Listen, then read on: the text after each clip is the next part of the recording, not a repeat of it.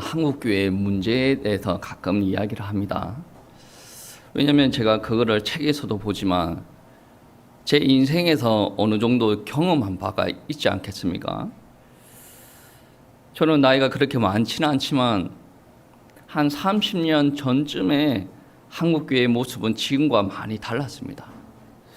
정말로 그때 30년 전쯤에 신앙생활을 하던 사람들은 은혜에 목말랐었고 은혜의 자리를 사모했었고 정말로 하나님의 말씀을 갈구했다라는 것을 알고 있습니다. 한 30년 전쯤에 제가 초등학교 저학년 아니겠습니까? 저학년입니까? 초등학생이었습니다. 그때도 제가 다니는 교회는 시골 교회였습니다. 명수가 그렇게 많지는 않아요. 그 초등학생이 어른들 틈에 낑겨가지고 하루에 2-3번의 부흥 집회를 같이 말씀을 들었어요. 그리고 그러한 집회들이 1년에 적어도 2-3번은 되었던 것 같습니다. 부흥사 목사님들이 여러 지역들을 다니면서 교회를 많이 섬겼습니다. 근데 그 목사님들이 지역교회만 섬긴 게 아니라 기도원에서도 많이 섬겼거든요. 저도 부흥 목사님들이 기도원 사역들을 할 때 저도 기도원에 많이 갔었습니다. 여러 기도원이 생각나는데 제가 생각나는 교회 중에 하나를 지금 소개를 하려고 합니다. 산골짜기에 있는 교회입니다. 기도원이에요. 산골짜기에 있으니까 여름에 집회를 가면 어떤 일들이 발생합니까? 산골짜기니까 나무가 많겠죠. 풀벌레들이 많겠죠. 모기들이 많지 않겠습니까? 그러면 밤에 집회할 때는 불을 다 켜고 집회를 하거든요. 그러면 예배 드리는 공간에 당연히 모기가 날아들어오고 날파리가 날아들어오는 게 당연하지 않습니까? 그때 제가 은혜 받을 때는 달팽이관처럼 생겼던 이 모기향 있지 않습니까? 그거를 피워놓고 다 같이 예배 드렸던 게 기억이 납니다. 그래서 어린 나이지만 중간에 꼬박꼬박 졸 때도 있었어요. 근데 하나님의 말씀을 너무나도 재밌게 들었습니다. 제가 사모해서 제가 찾아간 건 아니에요. 부모님이 가니까 따라가면서 은혜를 받았던 기억들이 있습니다. 그리고 말씀 마치고 나서 열심히 기도하지 않습니까? 요즘 기도하는 것들은 기도하는 모습들을 보면 사람들이 정말 하나님 믿는 사람들인가? 정말로 기도 응답 받고 싶은 게 있는 사람들인가? 너무 양만처럼 기도해요. 너무 양만처럼 기도합니다. 그 기도원에서 기도하면 물론 의자에 앉아서 기도하지 않았습니다. 바닥에 방석을 깔고 기도했는데 앞뒤 사람들 간의 간격이 한 50cm 정도 됩니다. 그러면 기도 시작하지 않습니까? 사람들이 정말 미친 사람처럼 기도해요. 정말 사람들이 하나님 앞에 기도하는데 하나님 이거 안 주면 저 죽습니다. 저 좀 살려주세요. 이런 심령으로 기도해요. 정말로 제 뒤에 기도했던 사람 중에 지금도 생각나는 사람이 있습니다. 기도를 하는데 무릎을 꿇고 기도하지 않습니까? 발짝발짝 뛰면서 기도해요. 그러니까 무릎을 꿇은 상태에서 발짝발짝 뛰면 이 사람이 앞으로 가겠습니까? 뒤로 가겠습니까? 앞으로 가죠. 그 앞에 누가 있습니까? 제가 있거든요. 거기에다가 막 타타타타 하면서 침을 내뱉으면서 기도를 하는데 저 여기가 다 젖었습니다. 저도 은혜를 삼하고 나는 기도를 하려고 하는데 초등학교 때 집중이 안 되는 거예요. 그래가지고 목이 침이 하도 많이 튀어가지고 그 정도로 사람들이 은혜를 사모했대요. 내 침이 다른 사람한테 튀고 이거는 상관할 바가 아니에요. 내가 살아야 되거든. 그 정도로 사람들이 하나님 앞에 사모를 하고 기도를 했단 말이에요. 그리고 그 산골짜기에 있는 기도원의 생각이 나는 게 저한테 엄청 인상적인 기억이 하나가 있는데 아버지께서 직장 동료입니다. 제가 알기로는 상사로 기억하는데 직장 상사를 전도를 해요. 전도를 하고 아내를 같이 이제 기도원으로 전도를 하러 갑니다. 그리고 하나님을 믿게 하기 위해서죠. 근데 여러분 한번 생각해 보세요. 왜 전도를 하는데 교회를 안 데리고 가고 기도원으로 데리고 가는가? 그 사람이 가지고 있는 문제는 제가 사는 이 지역에서는 절대로 해결할 수 없는 문제를 가지고 있었다. 그래서 기도원까지 가지고 가는 거예요. 그 전도 대상자와 그분의 아내를 봤을 때 남편은 정상적인데 아내가 어떠냐면 얼굴이 땡땡합니다. 발다리가 다 땡땡합니다. 엄청나게 몸이 비대해요. 엉덩이 한 개가 얼마나 큰 줄 아십니까? 엉덩이 한 개가 호박 한 덩어리예요. 엉덩이 2개가 한 덩어리가 아니라 엉덩이 한쪽에 호박 한 덩어리, 애호박 한 덩어리. 애호박이 아니죠. 그 노란 호박 있죠? 그거 무슨 호박이에요? 네. 그거 앉는 거리. 그 두 개 뭐 엉덩이야. 제 옆에서 보면 어떻게 사람이 저렇게 살이 찌지? 문고로요. 목발을 짚고 이렇게 했던 걸로 저는 기억이 됩니다. 차를 타고 산 밑에까지 갔어요.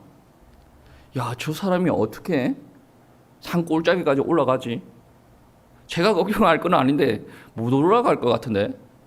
근데 산을 조금 올라가니 그 기도는 차가 왔다 갔다 할 정도로 길폭이 넓지는 않습니다. 사람이 걸어 올라가야 돼요. 비가 오면 진흙발로 이렇게 걸어가야 됩니다. 근데 참으로 한국인들이 대단한 게 뭐냐면 못 움직이는 사람이 온다라는 소리를 듣고 그 기도원에서 경기를 보냈어요. 그 경기에 태워가지고 이제 기도원까지 옮길 요량인데 그분이 몸이 비대하고 다리를 못 서기 때문에 경기까지 태우는 것도 일입니다.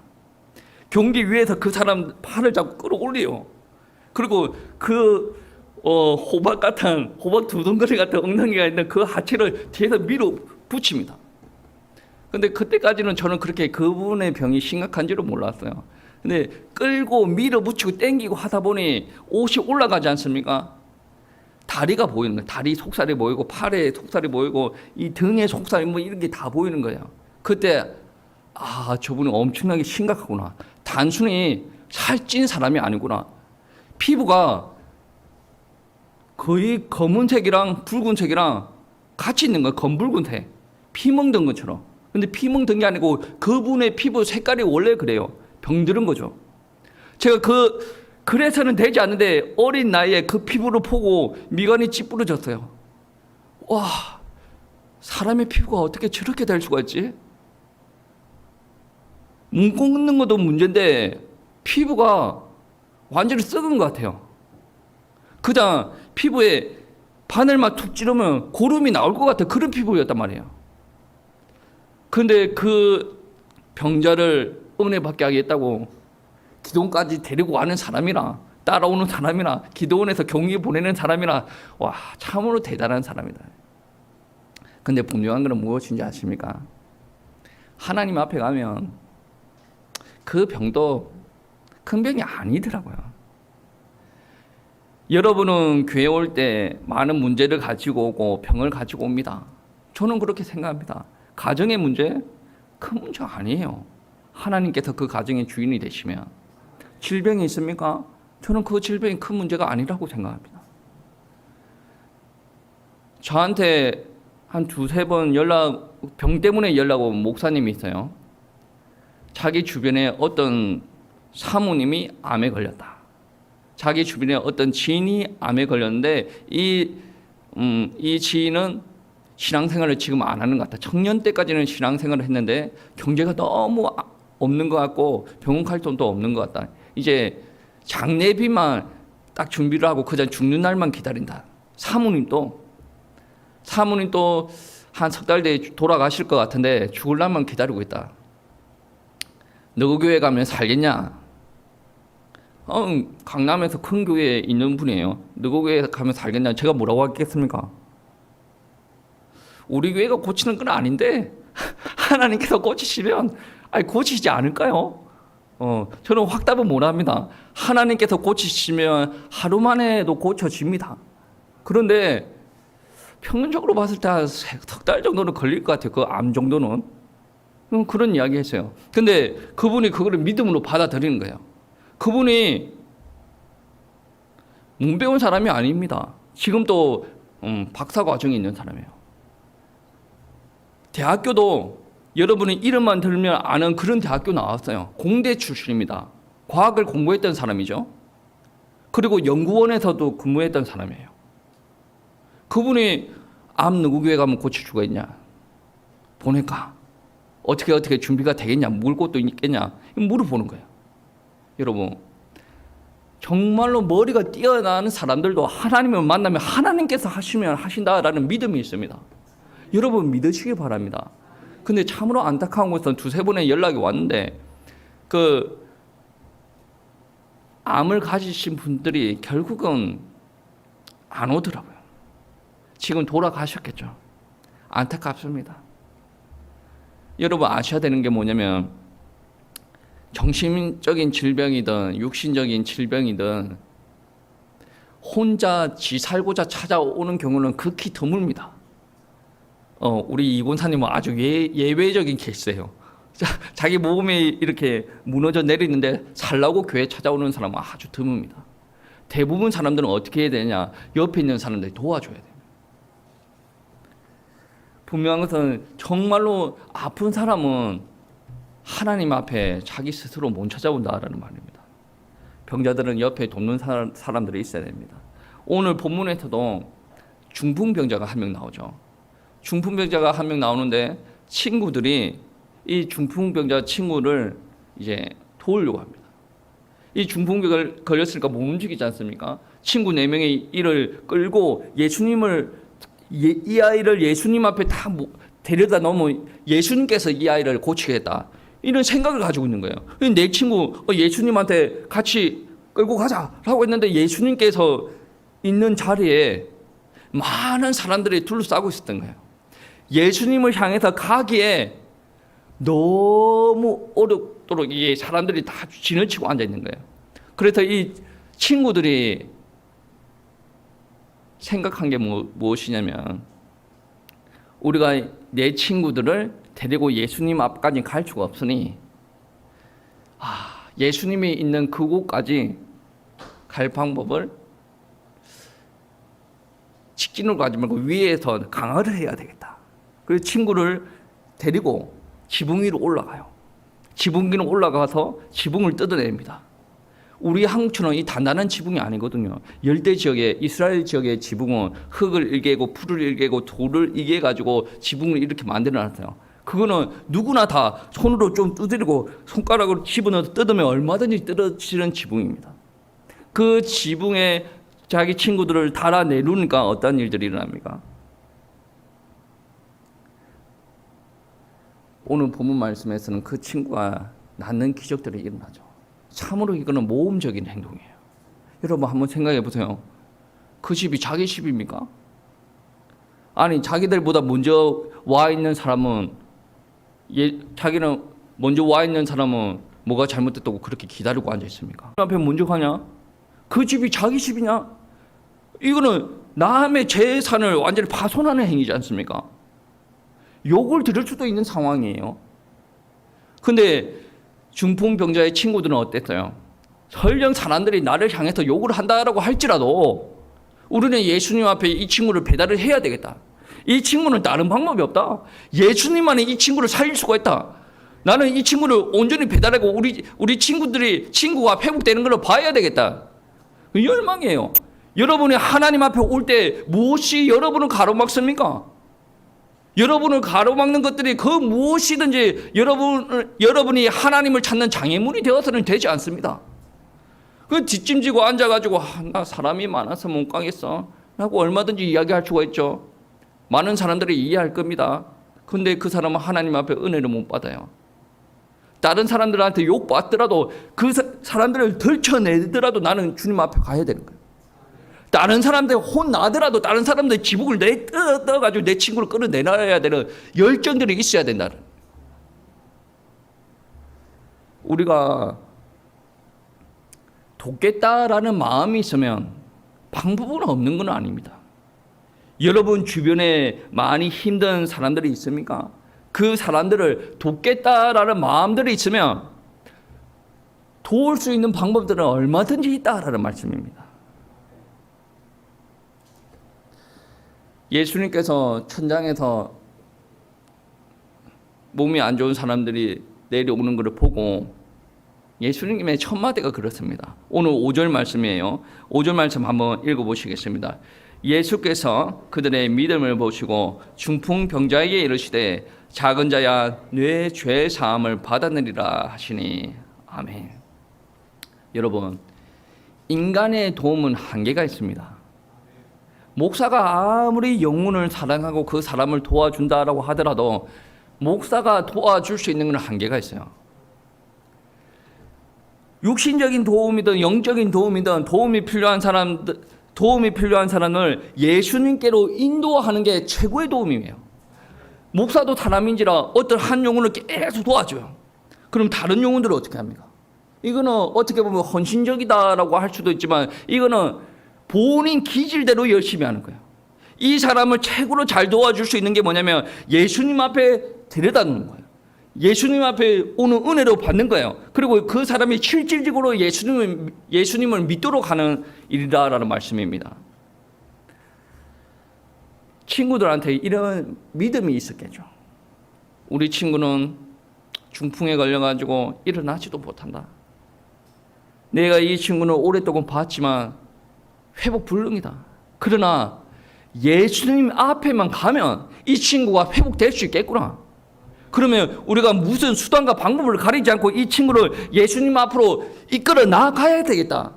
이게 중풍병자의 믿음도 믿음이지만 주변에 있는 사람들의 믿음이 얼마나 대단합니까? 부끄럽고 창피하고 이런 게 없어요. 오직 보이는 게 뭡니까? 내 친구를 살려야 되겠다. 여러분 신앙생활 하다가 부끄럽습니까? 창피합니까? 저도 요즘에 많이 창피해요. 괜히 유튜브를 한다고 그래가지고 말도 어버버버하고 앞뒤도 안 맞고 저도 창피합니다. 그러나 하나님의 사역들을 위해서 전진하는 믿음을 좀 보여줄 필요가 있지 않습니까? 우리가 예수님 앞에 나아가면 회복된다라는 믿음이 있어야 돼요. 우리가 도와준다 그러면 이 도와줄 사람, 도와야 될 사람을 예수님 앞에 인도하는 게 그 사람을, 그 영혼을 향한 사랑이 시작되는 처입니다. 기도도 기도지만 그 사람을 위해서 무엇을 할지 우리 성도님들은 고민해야 됩니다. 이 중풍병자에게 가장 필요한 도움이 무엇이겠습니까? 당장 몸이 힘드니까 예수님을 찾지 않습니까? 육신이 회복되는 게 이분의, 그러니까 중풍병자의 소원이겠죠. 그런데 예수님께서 지붕에서 중풍병자가 내려오시는 것을 보고 그 중풍병자가 누워있는 것을 보고 하시는 첫 마디가 무엇입니까? 작은 자야, 내 죄 사함을 받았느니라. 중풍병자가 이런 말을 듣고 싶었겠습니까? 중풍병자는 그까지 오는데 이런 이상한 말을 듣고 싶은 게 아니에요. 뭡니까? 일어나, 걸어라, 달려가라, 상을 들고 뛰어가라. 이 정도의 말을 들려야지. 네 죄 사함을 받았느니라. 이 정도는 중풍병자. 우리 사람들이 바라볼 때는 중풍병자, 몸을 못 움직이는 사람, 한글 성경에는 중풍병자라고 표현이 되어져 있습니다. 근데 성경 원문에는 어떻게 표현되어져 있냐면 마비된 자라, 마비되어서 못 움직이는 사람, 그 사람으로 표현되어져 있습니다. 그러니까 사람들이 볼 때는 육신이 마비가 되어져 있는 그것만 보는데 예수님께서 보실 때는 육신이 마비가 되어 있다. 그러나 사람들에게 안 보이는 다른 무언가가 보였어요. 그게 무엇입니까? 영혼도 마비가 되어 있는 거예요. 그러니까 오늘 말씀은 모든 병은 죄와 연결되어 있다. 그러한 말을 두고 하는 말이 아니에요. 예수님께서 그 중풍병자를 볼 때에, 마비된 그 병을 볼 때에 이 마비된 병의 근원은 영혼이 마비되어서 그렇다. 그래서 예수님께서 죄의 문제를 언급을 하시는 겁니다. 여러분 한번 생각해 보세요. 여러분도 죄의 문제에 그대로 노출되었습니다. 인간에게 있는 고통, 저주, 불행, 이게 다 어디서 오는 것 같습니까? 다른 사람들은 돈, 건강, 세상적인 인지도, 이것만 있으면 내가 다 행복할 것 같아. 이렇게 단순하게 생각합니다. 오늘 중풍병자를 끌고 왔던 이 친구들도 육신적인 문제가 있기 때문에 이 육신적인 문제가 해결되면 다 회복이 되겠지라고 생각했을 수도 있습니다. 그러나 불신자들도 인정하는 바입니다. 운명사주팔자, 내가 안 되어지는 게 뭡니까? 운명사주팔자 때문에 안 되어진다. 내가 고통 속에 있는 이유가 뭐냐? 내가 죄를 많이 지어서 그렇다. 불신자들도 인정하는 거예요. 우리 성경책에도 그대로 인정하고 있습니다. 창세기 3장 말씀에 보시면 원래 하나님과 인간은 함께 있도록 창조가 되었고 그때 가장 행복하도록 하나님께서 만들어놨어요. 그거를 바라보고 사탄이라는 자가 사람에게 와서 죄를 짓게 만들고 하나님과 인간이 떨어지게 만들었어요. 그게 인간의 근본 문제예요. 그게 뭐가 별처럼 하나님 없으면 뭐 우리가 크게 죽습니까? 죽는다라고 이야기를 합니다. 그래서 창세기 3장 사건에 하나님과 단절된 사람들이 이 땅에서 고통과 저주로 산다라고 그대로 이야기하고 있는 바입니다. 하나님의 말씀을 안 믿는 사람들은 돈이 있어야 돼. 돈이 있어 보세요. 여러분 문제가 해결되는지. 사는데 조금 편해질 수가 있어요. 육신적인 질병과 내 영적인 질병, 그리고 내가 세상적으로 조금만 인정만 받으면 내가 얼마든지 잘해 나갈 수가 있는데 아닙니다. 근본이 틀렸는데 잘 되어질 수가 없죠. 저와 여러분은 근본 문제를 가지고 있는 사람이에요. 그래서 예수님께서 죄의 문제를 언급을 하니 서기관이라는 사람이 하는 말이 신성모독이 아닌가? 라고 생각하지 않습니까? 여러분 신앙생활을 똑바로 하셔야 돼요. 서기관 정도 되면 머리가 어느 정도 있는 사람이겠죠. 근데 머리가 그렇게 뛰어난 사람은 아닌 것 같아요. 여러분 신앙생활 할 때 머리가 좋아야 됩니다. 근데 머리가 그만큼 뛰어나지 않으면 믿음이 좋아야 돼요. 이 땅에 있는 지혜 중에 가장 뛰어난 지혜가 뭡니까? 하나님을 아는 지혜예요. 자기가 아무리 박사학위 5개가 있다고 하더라도 하나님을 아는 지혜가 없으면 죽은 지혜입니다. 아니 이 땅에서 신앙생활 할 때 머리가 똑똑하든지 안 그러면 눈치라도 있든지 안 그러면 믿음이라도 있든지 자기가 생각하는 것만 딱 꽂혀가지고 그렇게 하지 말고 진정으로 믿음이 있어야 돼. 믿음이 있으면 다 해결됩니다. 눈치가 없어도 믿음만 있으면 돼요. 머리가 돌대가리라도 믿음이 있으면 됩니다. 목사님 그거 학위 따셨잖아요. 저는 이 학위 가지고 뭐를 해보려고 딴 게 아니에요. 하나님께서 열어주셨고 믿음으로 순종하는 마음으로 간 거지 이거 가지고 뭐 자랑하려고 딴 게 아니란 말이에요. 누가 그런 이야기를 하지 않습니까? 학위가 중요하냐 믿음이 중요하냐. 저는 이겁니다. 여러분 이거 하셔야 돼요. 믿음을 가지셔야 된다는 거예요. 아무리 이 하나님의 말씀을 알아듣는다라고 할지라도 자기 삶의 현장에서 이 말씀이 그대로 살아가겠어라고 이야기하는 거 아니겠습니까? 여러분 정말로 믿음을 선택하셔야 된다는 말씀입니다.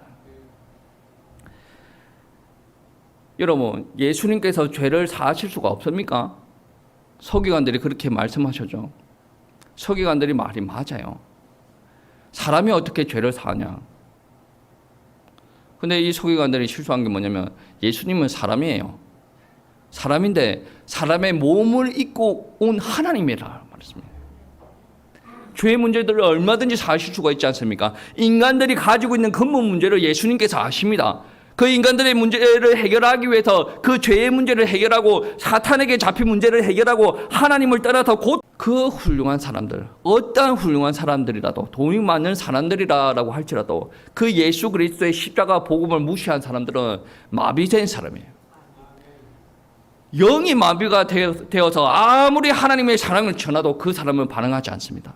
아무리 하나님께서 명령하시고 은혜의 사랑을 주셔도 반응하지 않습니다. 그게 마비된 사람이에요. 우리가 예수님 받아들일 때 어떠한 역사가 일어나죠? 예수님으로 말미암아 하나님의 영이 우리 가운데 임할 때는 우리 가운데 생명이 회복이 돼요. 죄 창조의 역사가 회복되는 거지 않습니까? 아니 여러분이 불행하더라도 기쁨이 샘솟는 이유가 뭡니까? 하나님께서 새 생명을 공급하여 주셨어요. 아니 여러분의 영이 마비가 되었으면 상황이 힘들어합니다. 근데 여러분 안에 하나님의 영으로 충만하게 하셨어요. 어려운 상황이더라도 하나님의 계획을 바라보고 기도하고 하나님께서 이까지 인도하신 것에 너무나도 감사하고 그래서 하나님 앞에 더 매여서 예배드리고 하나님을 믿고 따라갈 수가 있는 거라는 말씀입니다. 예수님께서 이 중풍병자를 보실 때 영혼이 마비된 것까지 보신 거예요. 그래서 네 죄의 사함을 받았다라고 말씀하시는 거예요. 교회의 첫 사명이 그게 되어야 됩니다. 제1의 사명이 그란 말이에요. 우리 주변에 마비된 사람들이 많이 있는데 예수 그리스도의 복음으로 말미암아 이 사람들이 하나님의 자녀가 되어지고 마비된 것에서 풀려날 수 있도록 우리 교회가 그 사역들을 감당을 해야 된다는 제1의 사명은 무엇입니까? 복음 전파입니다. 복음 전파하기 위해서 구제 활동도 해야 되고 사랑도 줘야 되고 치유 사역들도 감당을 해야 된다는 말씀입니다. 예수님도 그런 사역들도 감당하셨는데 오늘 본문 말씀해 보시면 예수님께서 네 죄의 사함을 받았다라고 말씀하시고 그러니 이제 가라라고 말씀하시지 않았어요. 예수님께서 어떻게 말씀하시냐면 11절 말씀입니다. 합독하시겠습니다. 내가 내게 이르노니 일어나 내 상을 가지고 집으로 가라 하시니. 아멘. 예수님께서 장난하시는 말씀은 아니겠죠. 일어나 네가 네 상을 가지고 네 집으로 가라. 이 사람이 예수님을 찾아온 해결하려고 했던 문제까지도 예수님께서 해결해 주셨습니다. 근데 참으로 웃긴 게 뭐냐면 예수님께서 네 죄의 사함을 받았다라고 이야기할 때는 궁시렁거리는 사람들만 있었어요. 안 그렇습니까? 서기관 궁시렁거렸잖아요. 사람이 어떻게 죄를 사해? 근데 그 들것 상을 가지고 일어나 그러니까 12절 말씀에 어떻게 일어나냐면 사람들이 보는 사람들이 어떻게 이러한 일들이 일어날 수가 있는가? 이러한 일들이 일어난 적이 없다. 그리고 이 사람들이 놀라가지고 하나님 앞에 영광을 올려드렸다라는 말씀이죠. 저는 믿음의 사람으로서 어떻게 고백하냐면 이 병이 낫지 않아도 하나님은 영광 받으시기에 부족함이 없다라고 생각합니다. 그런데 믿음이 연약한 사람들을 고려했을 때 이 사람들이 하나님을 바라보고 살아계신 하나님이다. 이 사람들이 하나님을 향해서 영광을 올려드리기 위해서는 이러한 일들도 일어나야 된다고 생각하는 사람이에요. 여러분, 교회는 복음을 전파하는 일도 있어야 되고 교회는 영적으로 육신적으로 질병 있는 사람들도 고쳐야 됩니다. 이 두 번째 사명 같이 일어나야 돼요. 제가 경기 타고 기도원에 갔다라는 그분을 그날에 보고 그 다음부터는 본 적이 없습니다. 소문을 통해서 들었어요. 하나님께서 은혜 주셔가지고 걸어 다녔다라고 이야기를 해요.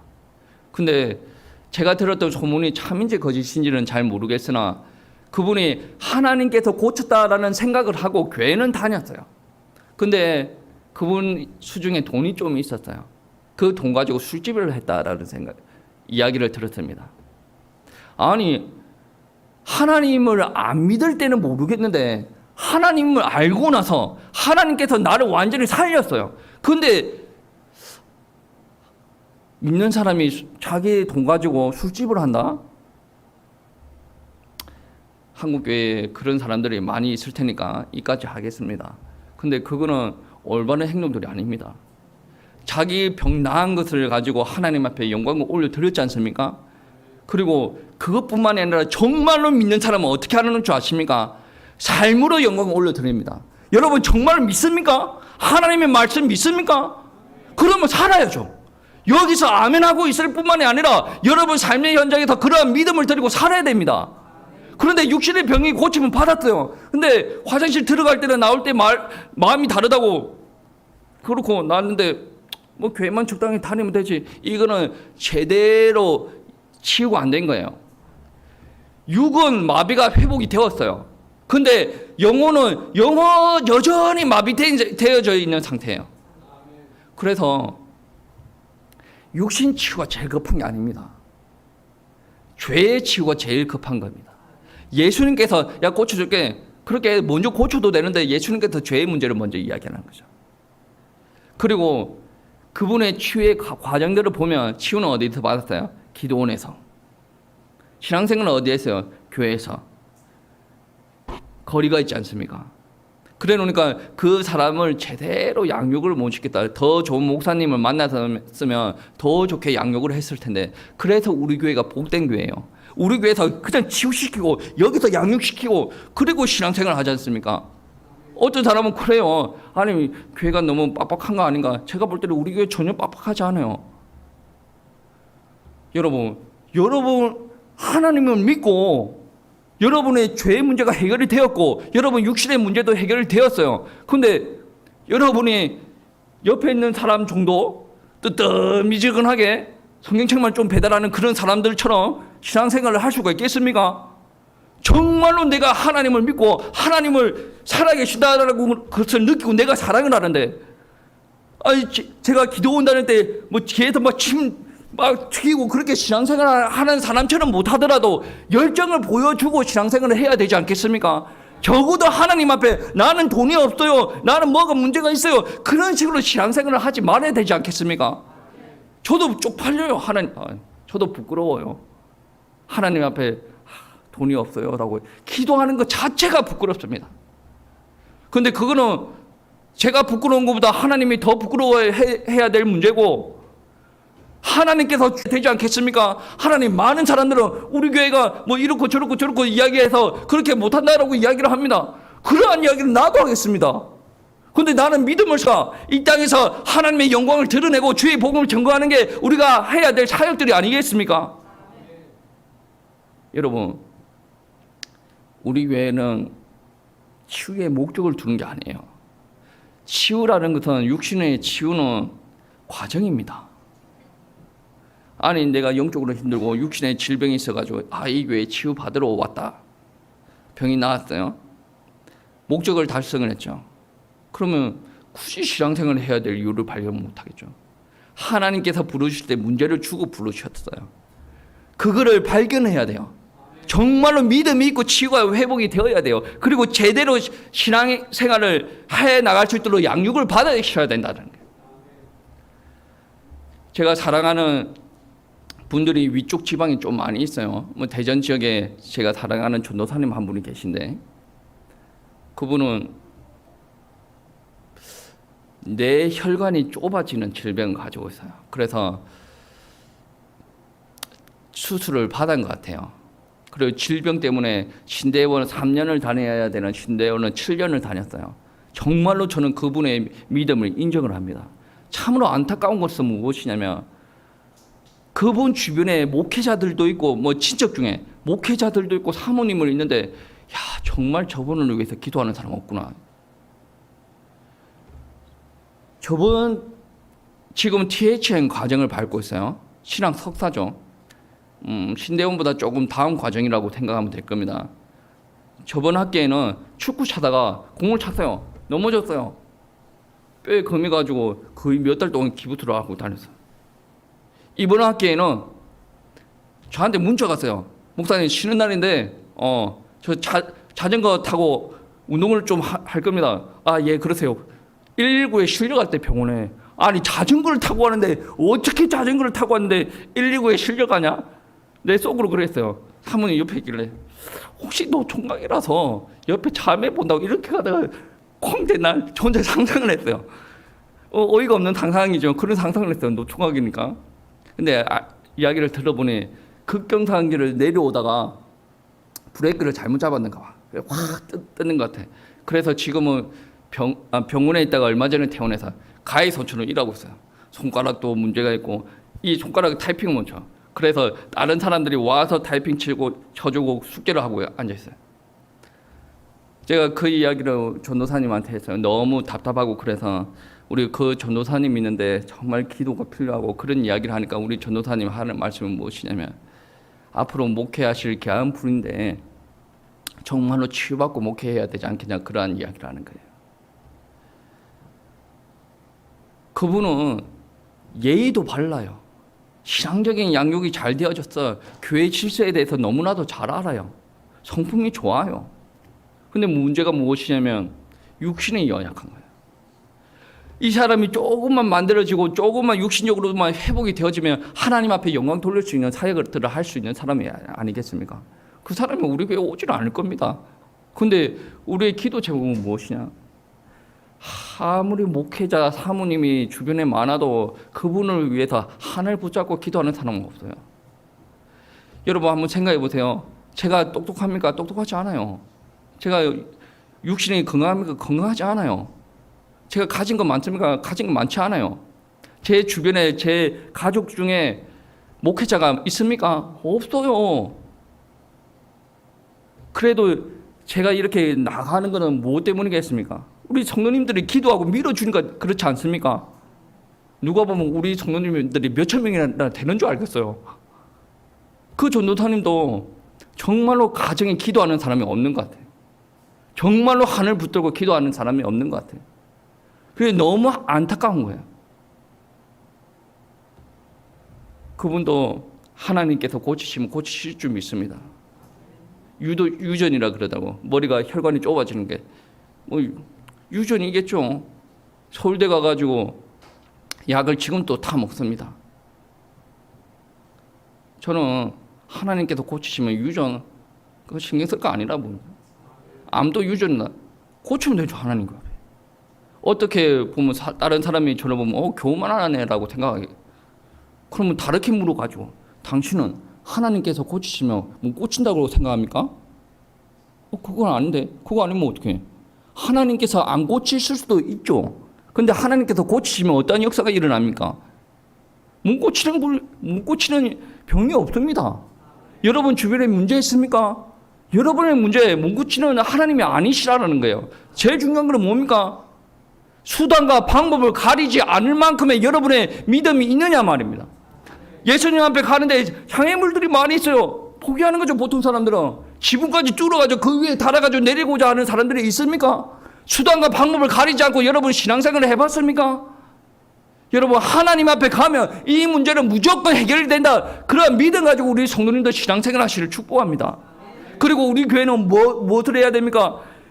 치유사역이 너무나도 중요한 거예요. 근데 이게 목적이 되어버리면 우리는 교회 사역들을 제대로 감당을 하지 못하는 거예요. 제1의 목적은 무엇입니까? 복음 전파. 이 사람이 이런 과정을 통해서 하나님을 알아가도록 우리는 만드는 겁니다. 그리고 진정으로 이전 삶과 다른 하나님께 영광 올려드리는 삶을 살 수 있도록 우리가 그런 사역들을 감당을 해야 된다는 거예요. 거제도 지역에 누가 그러한 사역들을 감당을 합니까?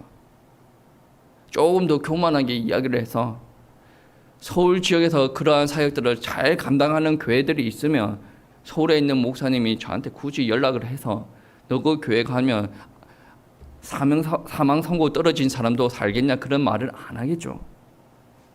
우리 성도님들이 너무 자신만만해서 좀 교만하고 좀 실수도 할 수가 있습니다. 그거는 우리가 조금 수정해서 고쳐 나가야 될 부분이고, 하나님께서 우리를 부르셨다라는 것은 우리를 통해서 하실 일이 있다는 거예요. 그 하실 일은 우리 능력과 상관이 없습니다. 아브라함을 부르실 때 능력을 보고 부르셨습니까? 요셉을 부르실 때는, 바울을 부르실 때는 지금 그 사람들이 어떤가 그거를 알고 불렀어요? 아니에요. 하나님께서 하시면 우리의 능력과 상관이 없이 하나님께서 일을 해 나가십니다. 우리에게 제일 필요한 것은 뭡니까? 믿음이에요. 수단과 방법을 가리지 않는 믿음. 내가 살아야 되기 때문에 하나님 앞에 나아가는 믿음. 내 옆에 있는 사람들도 살아야 되기 때문에 수단과 방법을 가리지 않는 믿음. 때에 따라서는 사람들에게 눈치를 받을 수도 있어요. 그래도 저 사람이 나를 욕을 한다라고 하더라도 나는 제일 중요한 것은 뭡니까? 나는 하나님 앞에 가야 돼. 하나님께서 나한테 은혜 내려주셔야 돼. 그게 제1의 목적이 되어야 된단 말이에요. 우리 신앙생활의 제1의 목적이 무엇입니까? 그게 회복이 되어야 된다. 우리 성도님들은 이러한 비전을 붙잡고 한 주 동안 승리하시기를 축복합니다.